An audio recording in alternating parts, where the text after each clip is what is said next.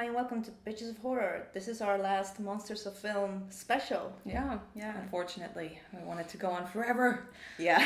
I mean, even though it was kind of rough for a whole week, you know, but it was amazing, and a lot of fun. I didn't regret it at all. No, I would do it all over again.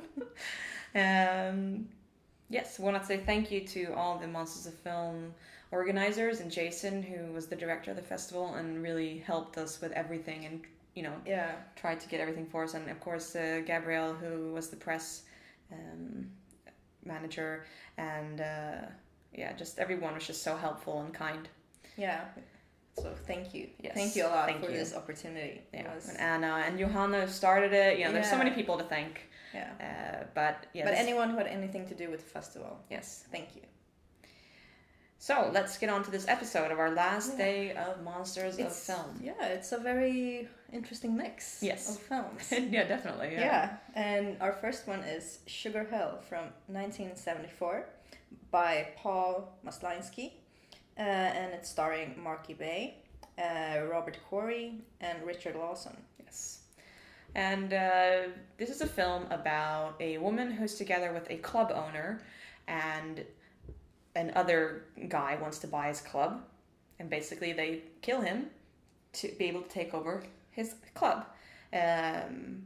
She gets angry, of course, and she starts meddling with voodoo. Yeah, and she's out to get revenge. Yes. And basically she has the ownership of the club now, so Robert Quarry's character is trying to, you know, kind of seduce her, and like, not seduce her, but like kind of like get her to sign it over to him because he knows what he's doing, and she's a woman, she can't take care of business. And it's a blaxploitation film, and it was shown in regards to the seminar we had. Black horror and minority horror. Yeah. And the seminar was very interesting. It was. And it was very interesting to have the seminar before the film.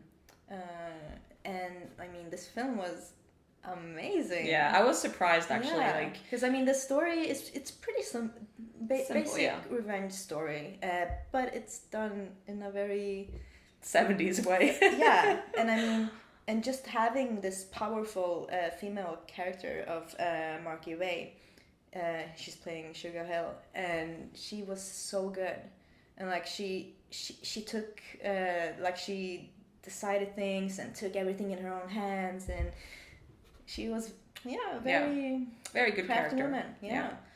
I love I always love voodoo, and anything I love voodoo, even though it's, you know, misrepresented in a lot of different movies and series, but I think it's a very interesting type of magic and, you know, religion. And they used it, you know, quite fun in this film.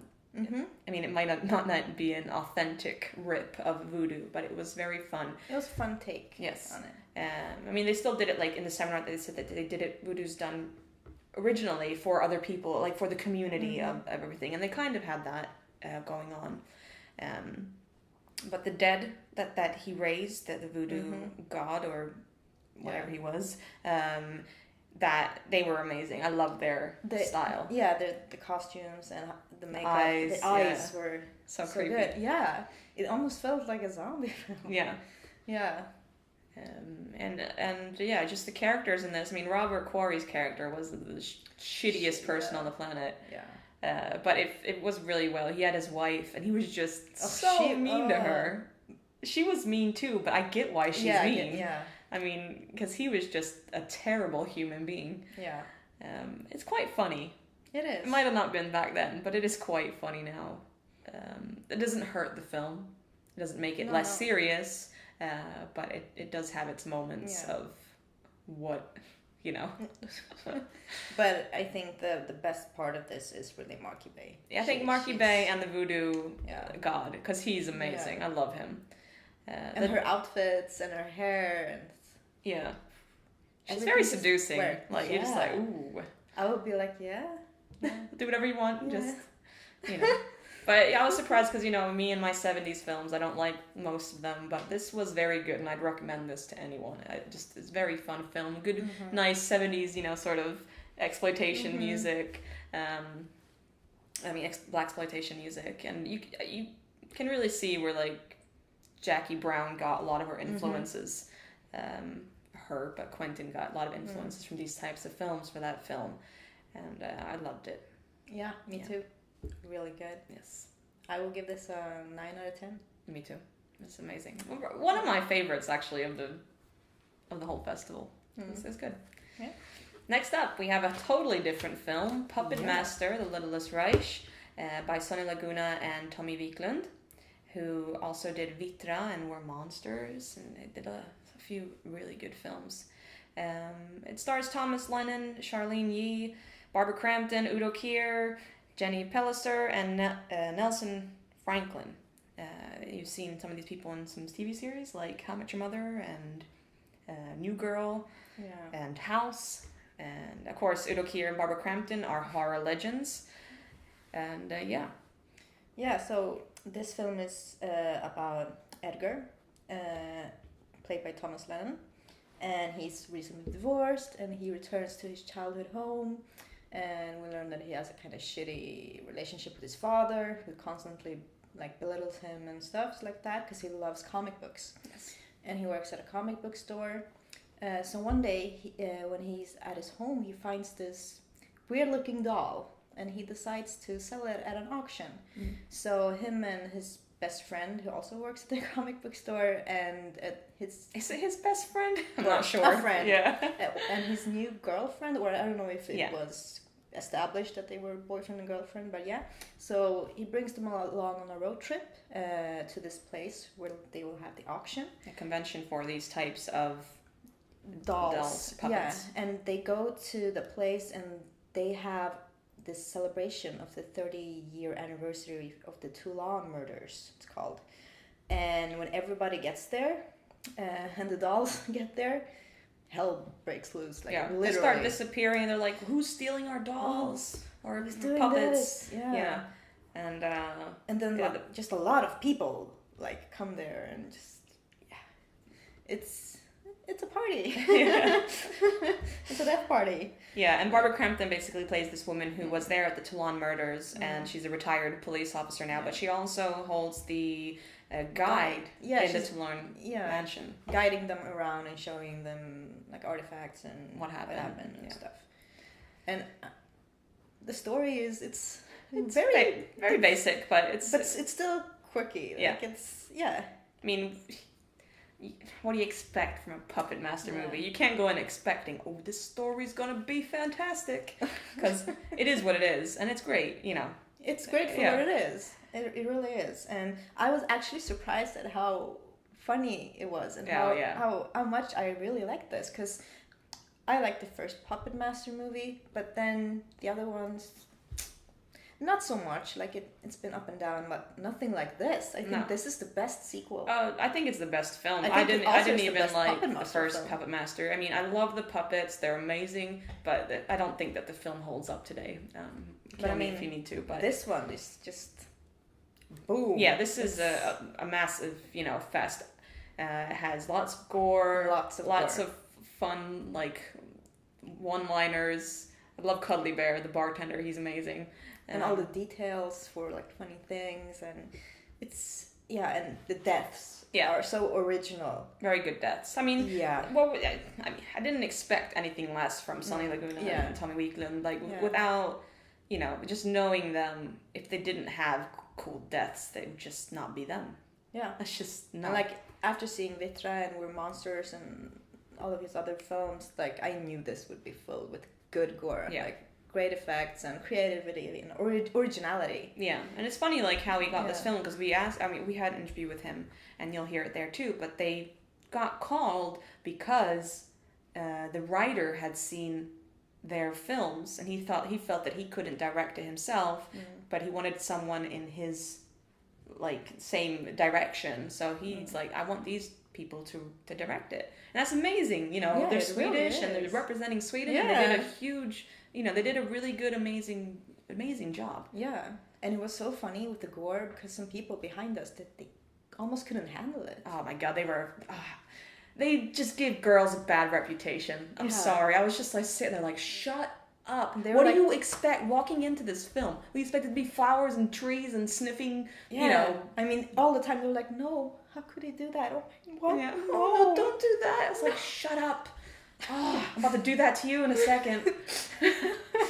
But yeah, like if you love gore and puppets and I do have to fun say time though, and Blades was not in it as much as I thought it would be. Yeah, but I mean, there were so many. I mean, the amphibian was awesome. I love Yeah. the different ones, and the helicopter. I don't know what his name is. The helicopter Yeah. ones. It's so fun. And like just a massacre there was a parking lot with like a massacre. It was just so fun. Yeah. So fun to watch. And I did enjoy Barbara Crampton's character also. I think she did a really good job with how she portrayed herself in that role. I love that she's in this type of film. Like, Yeah. I mean, even in Dead Night, that was a bit of a, you know, sort of like funny film. But even this is where it takes it a little bit more. It's more towards the underground way, even though it's really well produced. It's more like gory and stuff. And I love that she's like taking these parts. Also, like Udo Kiri's only in it for a little bit, but I love his part. Yeah. I didn't even recognize It's him. a great part. I Like, didn't recognize him in very that good. in this like thing, but he, I loved his part. And even Yeah, though it's there fun. were so many people, like random people that were obviously there just to be killed, yeah. it works. Yeah. In this type of film, it works. Yeah, this I don't need to know them. No, I just need but to I see think them that die. they still had their own like characteristics, which like- was good. Like you kind of knew the characters based on maybe one line or just looking at them or they saying something, but I didn't need more. No. Like, This it film was it out enough. to kill, and that's what happened. Yeah. You know, I loved it. Yeah, me too. So what do you give it? 9 out of 10. Ooh, I would give this 9 out of 10 too. It was It's fun. really good. Yeah. Surprised how much I've loved most of these films. I don't think I've gotten every, except for Mandy. Well, Yeah, Mandy was Mandy. it started bad and then it ended good. What did? Oh, the festival. Yeah, for yeah, you. Yeah, for me. Yeah. Oh, I mean, it But started for out me with too. Craft and Candyman. Can't go wrong Yeah, with those. but I But mean, yeah, the new first ones. new film. Yeah. Yeah. Okay. Yeah, our last one. Yeah, moving on to the secret film, which was Halloween, the new Halloween movie from 2018 by David Gordon Green from the US, and it's starring Jamie Lee Curtis. We all know her from the old Halloween films, Freaky Friday and A Fish Named Wanda, and Judy Greer. She's from 13 Going on 30, 27 Dresses. She was in an episode in How I Met Your Mother, I think, so it was a surprise to see her here. And also Nick Castle, who was the original Michael Myers in the first Halloween, and in Dark Star, Escape from New York. Yeah, so interesting cast. Yes, and this film, you know what it's about, Michael Myers, but basically it's her, Laurie Strode's final stand against Michael Myers, and this film kind of takes away all the other timelines and is just a sequel to the first one. So yeah. I was not expecting much. I never expect much from big hit films. No, me neither. Especially, I mean, it's not a remake, but it's a reboot of an old film. I usually try that to doesn't keep turn out. my expectations as low as I can. Yeah. Yeah. The acting was of course solid. I mean, I do have to say though, I did not like Judy Greer's character at all. She was terrible. I just think she was just not felt believable. Misplaced. Misplaced Also, and just. I mean, not misplaced. She was okay, like the way she looked, but just how she was as a character, I was just like, I don't believe you. Like, you're not believable as this character. Just That's shut what up. I It was just I felt like it just I didn't buy it. Yeah. Basically, like I bought Jamie Lee Curtis, of course, and I bought the granddaughter. Yeah. Like they were amazing together, good chemistry, and I believed their characters. But then we had the mom, and it just felt like she was the one odd man out. Yeah. And And not like that way that she was supposed to be portrayed. Yeah. She was supposed to be portrayed as this woman who like, oh yeah, my mom's a psycho basically, and she just like, oh, Michael Myers coming, oh, who cares, she's raised me in this weird way, and I don't know, like you said, I didn't buy it. It was like the first time I heard that what was her name, Toni Collette was supposed to be in Hereditary. I was like, how, I don't know, how will I buy this? Like I can't see her in a horror film. What? She's in Sixth And Sense. it worked. And it worked. And it really worked. And so I was thinking maybe it will be the same thing with Judy Greer. But that was the opposite. No. It was the opposite. She did. I think she did get a little bit better towards the end, but like throughout the film, it's just like, yeah. Anyways, yeah. I think everyone else did a really good job. Yeah, but I did feel that the granddaughter's boyfriend was kind of a waste of a character. A waste of character, and I thought that it was a little bit stereotypical. Like, not stereotypical, but just like cliche. Yeah. Very cliche, and it didn't fit the character. Like, he was this one thing, and then it just turned into another, and you're just like, but that's not... you didn't build him up to be like that. But I even think it would be better to not have his character at all. Like, I don't know. It just felt a waste. I think that they needed him for her to do what she did. Yeah, but I think they could have come up with something else. Maybe. Yeah. And that's the other thing that I had a problem with. Like, a lot of cliches. I think. Really? Yeah, some stuff. I was like, well, I mean, of course, this is the build-ups. I think that was because they kind of wanted to have that charm of old horror films where it is full of cliches. I mean, even the old Halloween is full of cliches. I know, but that was like, those films were in the 70s. I know, 60s, but they 80s, I think that they mixed the cliches with really original stuff, and that's what I really liked. But some of it was just, like, come on, you can do better. Like, you can be more original, more creative. And, maybe. But I did love the details that were an homage for Halloween from the first one. Yeah. That was really well done. Really, really good. I was excited for that. Yeah, it really did kind of feel like two fans writing this film. I mean, I was very skeptic to what's his name, Danny McBride. He was one of the writers. I hate him. I think he's one of the most boring people on the planet. He's had one good scene in The World Ends, whatever that film's called. World Ends. What's it called? End of the World, whatever. The one where the world ends and, you know, Emma Watson's in it. Jacking off into yeah, that one. Yeah. That scene is good. That's the only thing I like him in. Otherwise, I hate him in everything. But, I mean, I gotta say, I think it turned out pretty good. I really enjoyed it. And one of my favorite things about the film was how they switched roles.